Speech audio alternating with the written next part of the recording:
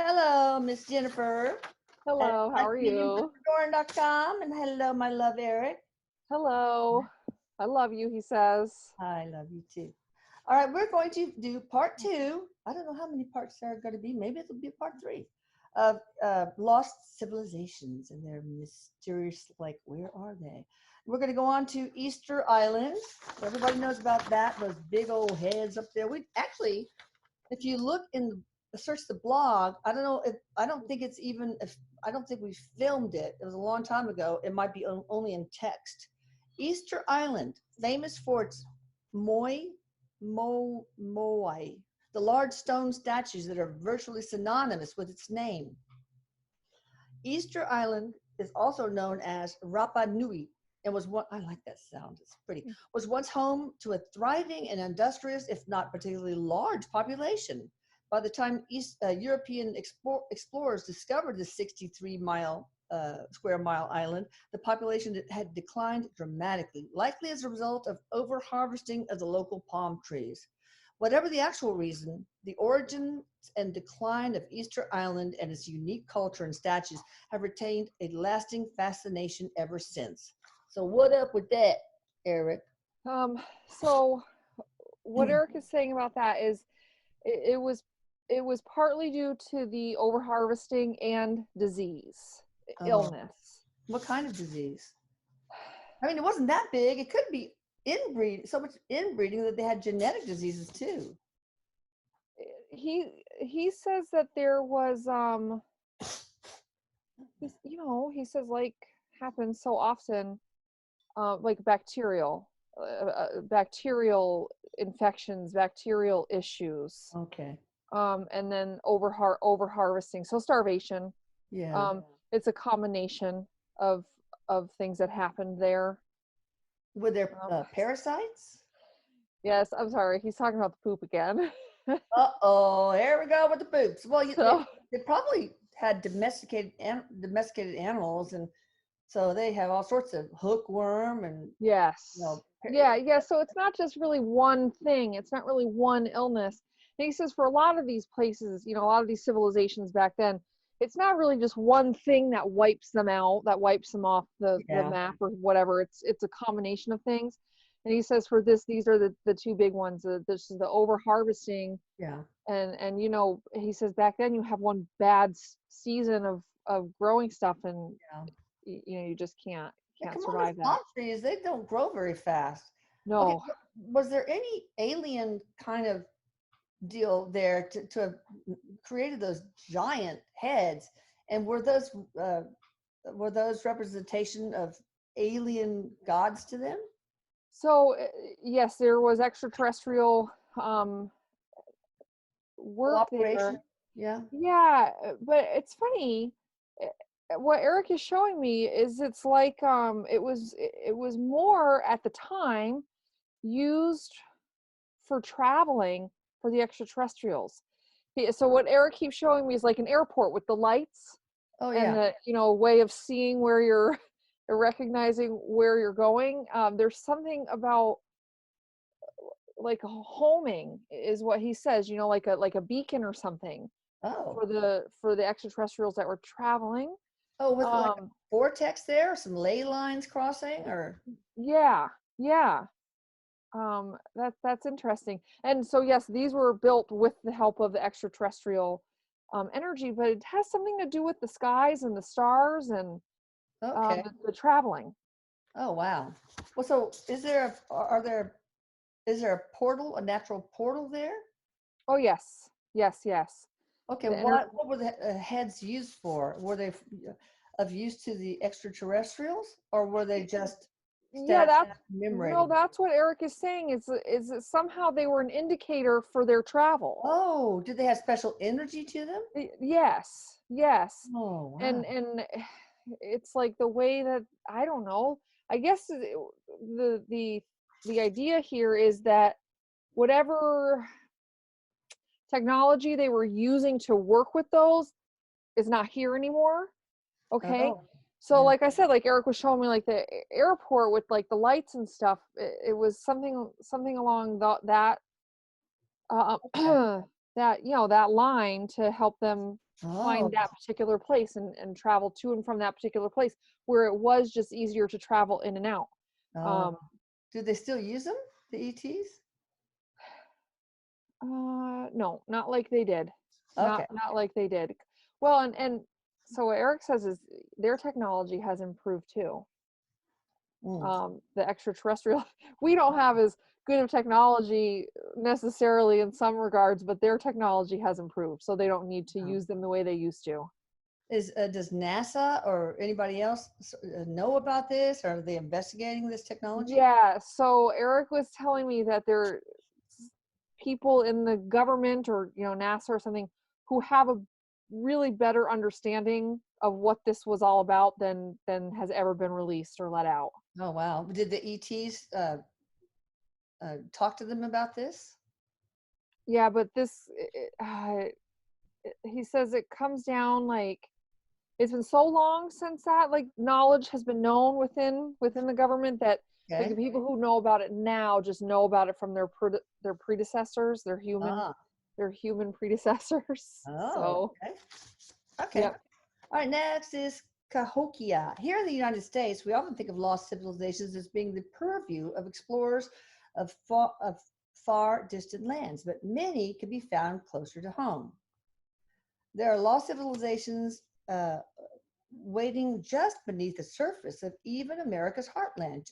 Just across the Mississippi River from St. Louis, Cahokia was once the largest known city in North America, consisting of almost 100 earthen mounds, many of which can still be visited today, as well as a huge central plaza. The city's inhabitants are known to have diverted the flow of the Mississippi River.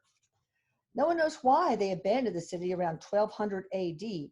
Some researchers believe that two significant floods could have Yep. contributed to its decline and abandonment. I wonder if that was one of the cataclysms that, like the same kinds of cataclysms that destroyed Atlantis and some of those other ones. Yeah, Eric was saying floods. This was floods. Okay. Was it one of the ones that they talk about, like we have every 12, I don't know, 12.5 or 25.9, I can't remember, years, the cataclysm? It doesn't feel like it's that kind of a catastrophic thing. What Eric is saying is like really diverting a river like that is gonna bite you in the ass eventually. Why did they do that? Well, he said because they could. Uh, so because they could, and there's actually this feeling of leadership and arrogance Oh, of like almost like I'm a god. okay. I can do this. So there's a bit of actually arrogance on the leadership part of things, and of course they did it successfully for a while, but I mean it just wasn't going to hold. It's too Body much, Mother Nature. yeah, you can't do that. So this was flooding. Well, did they do And it because like property lines, like, hey, I want the river on more on my side or something like that? Or did they do it for it irrigation? Or? it really doesn't feel like it's anything like that other than that they could do it. So it's like, yeah, like, oh, if we move this over here, then we can have this, but that's not really what Eric is saying was the significance. It's just about let's just do it because we can. Oh God. But he also says that not everybody died. Okay. Okay. So this is so if there were a couple of floods, there's at least one that really does a number, and then people leave. Oh, okay. How many people do you think died in the Eric main? says more than half. Oh, wow. More than half did. Well, what are the earthen? What are these in these earthen mounds? Over 100 or almost 100? What's in Are them they? now? Yeah. Were those the things that were used to divert the river? I mean, how do they divert the river? Rocks or big rock walls or? Yeah, yeah. So like dams, basically. Um, this sort of thing. This was not the mounds. Okay. Eric says it wasn't the mounds that diverted the river. This feels more like he's saying for like protection. Um, it must have at some point been in or underneath them, Okay. in and around them for living and protecting.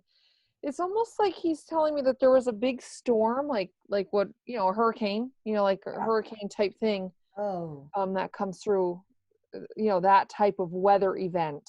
or tornadoes and stuff. Yeah, Yeah. yeah, yeah, something big, like a big weather event. He said this isn't just a little too much rain. This is a Yeah. big, Dangerous. So yes. were these earthen mounds sort of like tornado? What do you call it? Shelters or something? Shelters. Were they shelters? Yeah, it feels like shelters. It feels like they were living in or under or using them for protection and sheltering. Wow. Oh, I have to ask, any ET kind of stuff going on there too?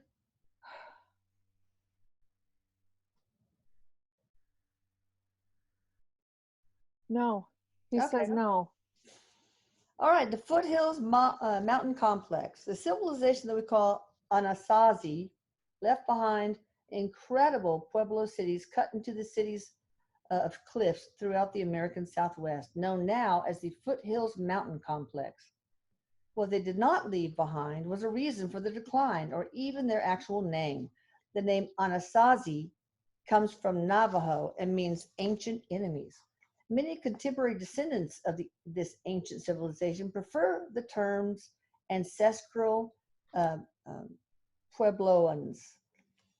Whatever they were called, the ancestral Puebloans once built great cities across the areas of, wow, Utah, Arizona, New Mexico, and Colorado. But by the end of the 13th century, the cities were largely abandoned. Gosh, they're so expansive too. Popular theories about the decline of the Puebloans include drought, famine, war, and of course, something to do with aliens. Here we go. They always come in somewhere. Okay, so the alien energy here is more in the building and the setting up of the place, not their destruction, not their Okay. demise. But war is a big one. Oh. War is a big one as far as the demise. Mm. And like Erik said before, yes, there was famine, and yes, there was these other things, but war is the thing. It's like when whatever this other group comes in, they have no choice. They have to leave. Oh. What other group came in? Um, I don't even know that they have a name. That they would have a name. These would be like basically like warring tribes or tribes that would be fighting each other. And then this area no longer is safe to Okay. stay. So even the people who came in the war and then they leave, they don't stay and take over this place because it's actually, Erik says it was actually a pretty vulnerable place Oh, yeah. to be once people found it. Once it was known, there wasn't really good hiding. Well, was um, there something valuable that these warring tribes were seeking? Food, women. Oh, okay. Where did Okay. they come from? The south, the north? I mean, any Oh particular? boy. Okay. So if we're on a map and this area right here is where we're talking about, they come more from the north Okay. and east. East? Yep. You know how North I am of, with my geography. I It know you feels like love it. they come down this way. Were they Native Americans or were they? Yes, Uh, this all feels Native American, yes. oh, that's mean. And so the ancestral Puebloans. So the aliens helped set up these Hmm. amazing cities. So, but they just kind of scattered in different Yes. directions. Yes. Yes. And Erik even said, it's funny when you said it was mean. Erik said it was survival. Oh, okay. There Oh, is I an see. aspect of survival here. Ah, okay. So the ones that are there now are the Navajo. Are those the ones that were the warring tribes that came from the north and northeast?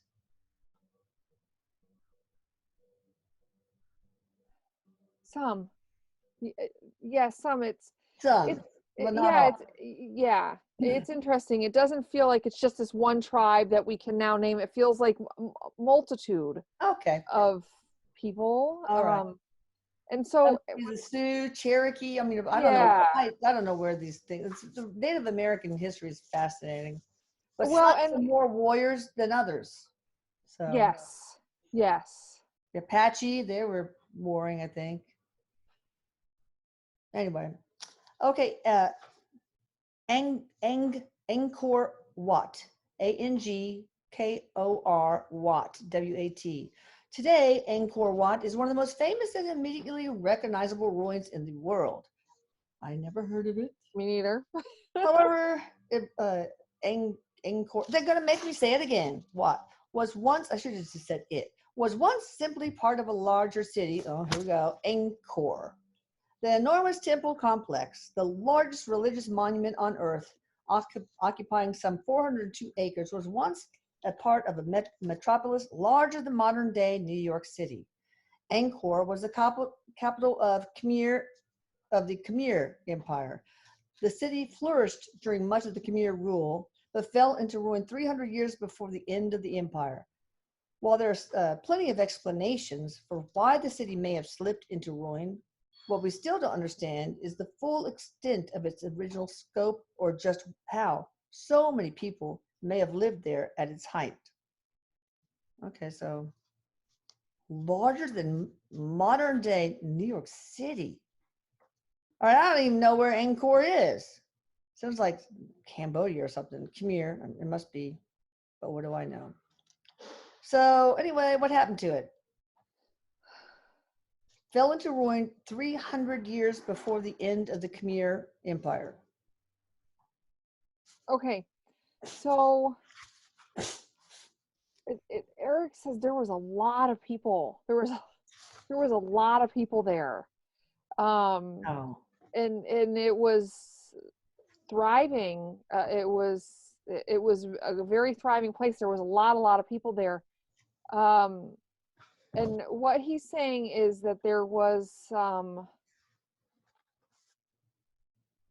infighting, okay? Yeah.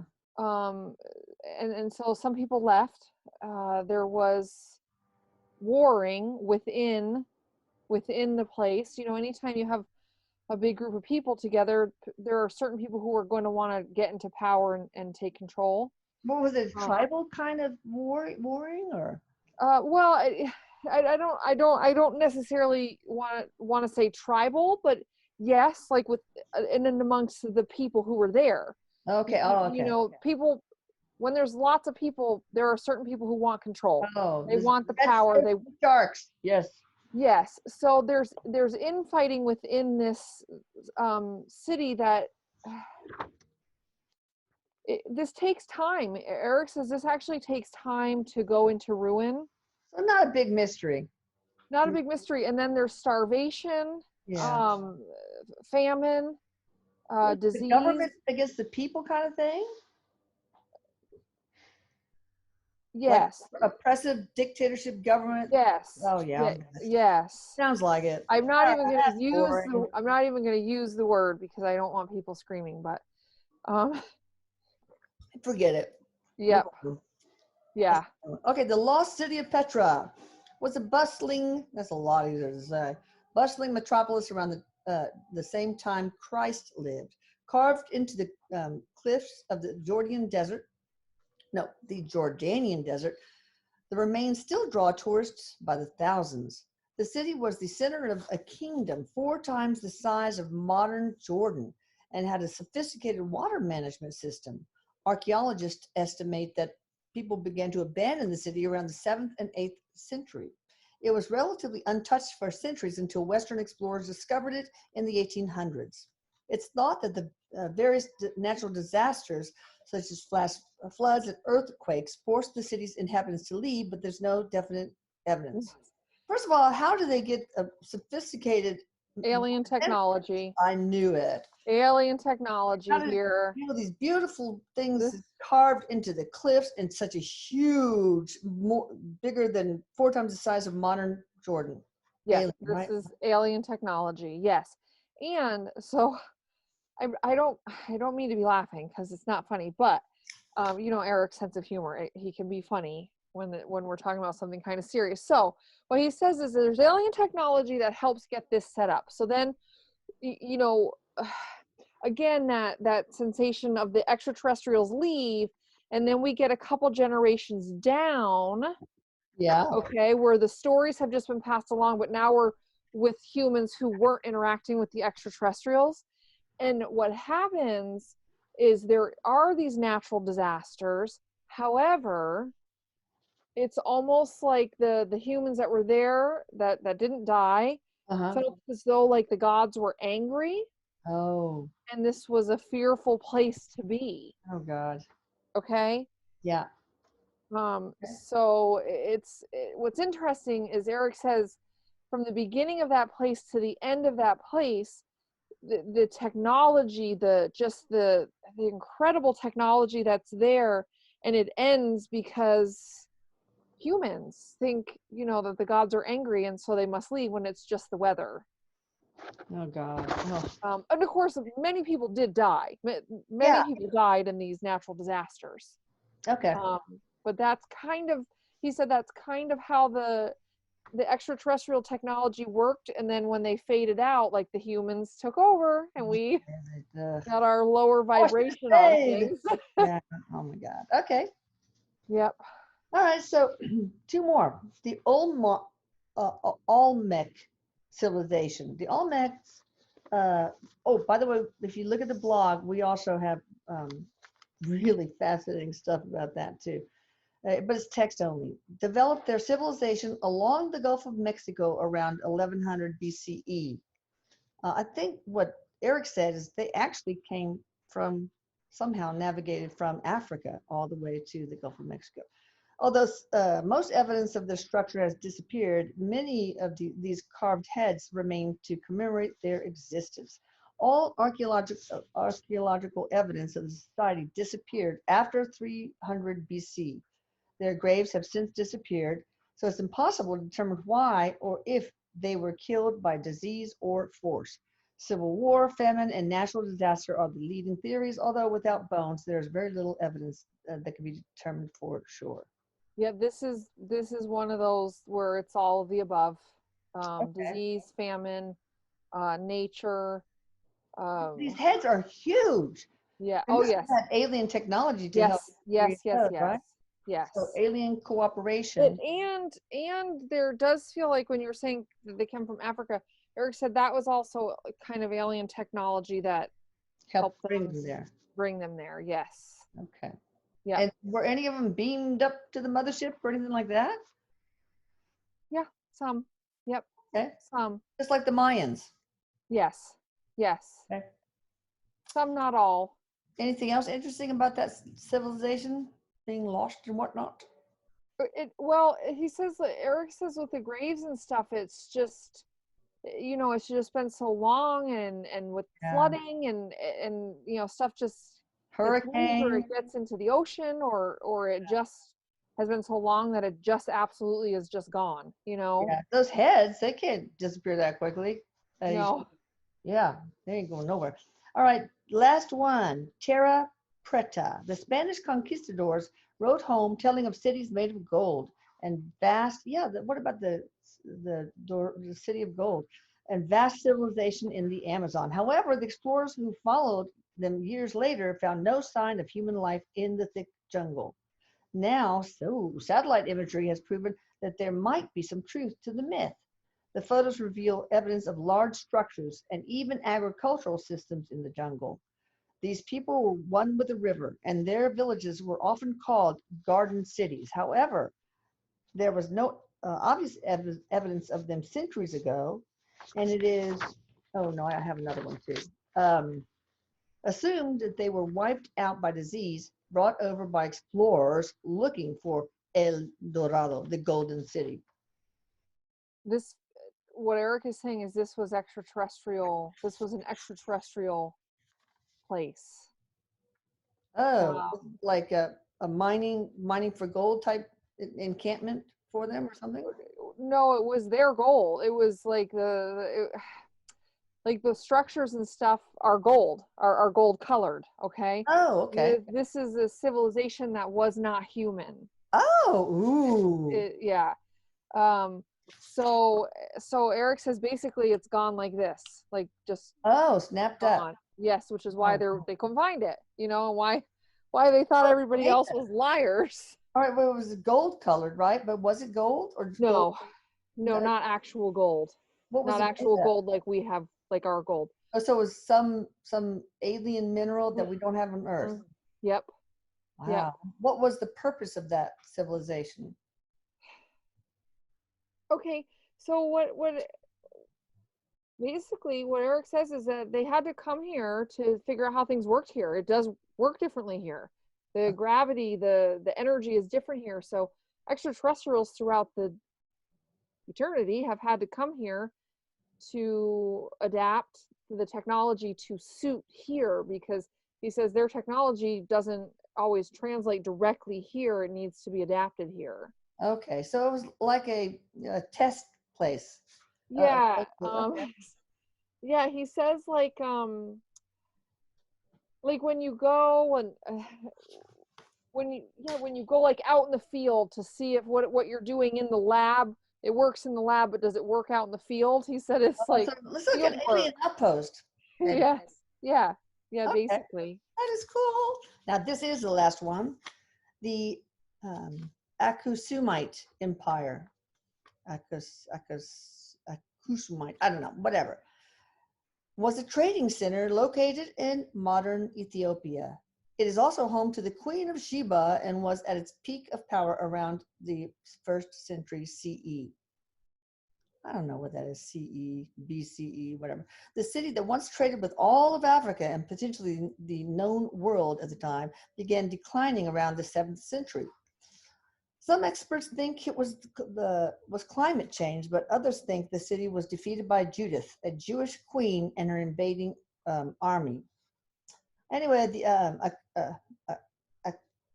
Akusumite Empire was a trading center located, I said it again. They're repeating the whole thing. All right.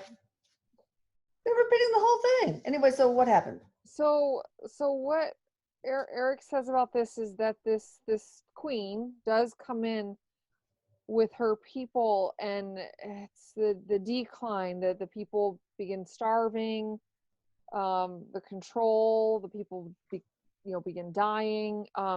So this is a case where sometimes somebody comes into power and they just bleed the place dry, basically. Oh, so Yeah. no alien stuff on that one? No, Erik says no, not there. This is human nature. Ugh, human ego. So where Human did people nature. go? I mean, not all of them were killed, I guess. No, not all of them were killed. They escaped. He said so they must have been controlled quite well, because Erik says they don't just leave, they escape. Oh, Okay. okay. And he says that there are sympathizers who help